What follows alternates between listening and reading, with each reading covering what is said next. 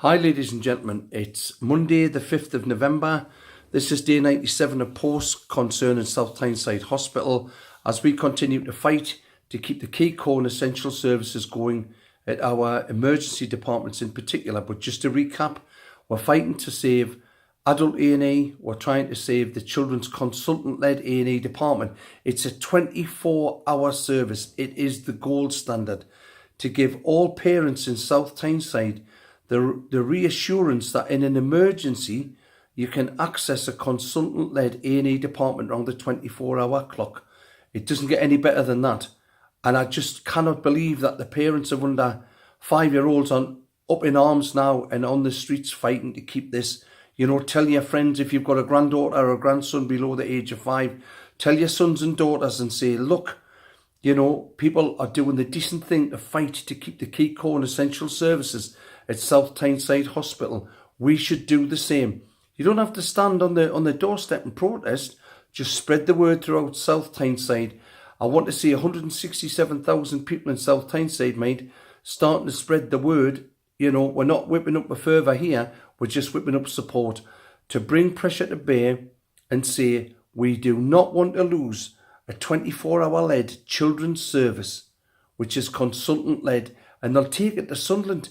It's ours. Sunderland have got debt. They will have a debt within less than a year of between 127 and 147 million pounds. And our trust is in the black. We want it to stay that way. The problem lies with Mr. Bremner, who at best is serving to save the salary of a chief executive from South Tyneside, because the other guy jumped ship, which doesn't lend itself to instill confidence. So yeah, he's saving a salary, but we're talking big numbers here. And Mr. Bremner, you know, needs to get on, and he needs to go back to the Secretary of State, and he needs to make sure that Sunderland are bailed out. Basically, let's call it as it is. We are in the black, they're in the red. They're going to have a problem. We don't want their problem. But that's not to knock the people of Sunderland, or certainly not the clinical staff.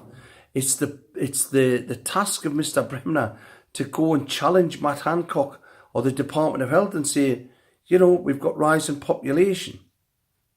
We've got an elderly population. But we still have young people as well who've got acute health needs. Now then, let's look what's going on today. This is National Stress Week. Boy, have we got a miscreant government that cannot handle its own stress, let alone that for the population of the United Kingdom, whether you're in favour of Brexit or against it. This government does not show compassion. It wants blood from a stone. It does not look towards health and safety executive legislation for the workers. It doesn't give a damn. But we care as nurses, and we want a better society, and we want one that is truly mindful. And we're not just paying lip service to the people's mental health. We mean it when we say it. We have got to have a better society than what we've got right now. And we can't go on in the way that we are. And this is it, National Stress Week. No strategies really from the government, just driven on through ideological means to put people under pressure and to raise fear. Now, Mr. Bremner's documents, they talk about a tsunami, a financial wave that's going to hit everybody, a tidal wave of clinical pressures.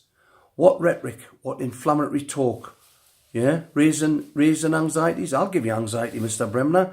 You're going to faff on with our acute core and medical services, especially in A&E. People will die. Spread the word, ladies and gentlemen.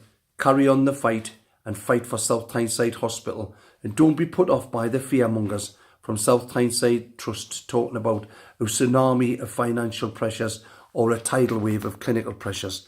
We're not having it. We can win. Spread the word.